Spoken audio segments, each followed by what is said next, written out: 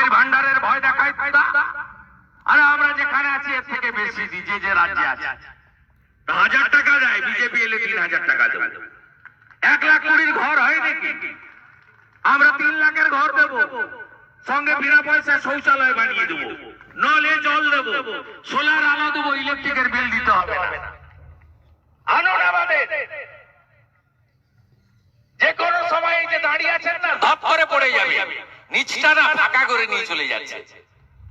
Raniganj, Asansol, Jamuria, বান্ডবেশ্বর, Barabani, doctor বাবু আছেন রানীগঞ্জে গতবারই লড়েছিলেন, নিচটা একদম ফাঁকা করে দিচ্ছে। যে কোনো সময়ে খবর পাবেন ধপ করে পড়ে গেছে। কিভাবে বেআইনি মাইন্স হচ্ছে। কয়লা বন্ধ ছিল কয়েকদিন, আবার 3 তারিখ থেকে চালু করে দিয়েছে। নতুন বোতল পুরনো মদ।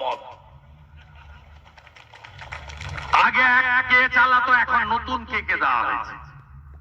একটা নদীর অস্তিত্ব আছে।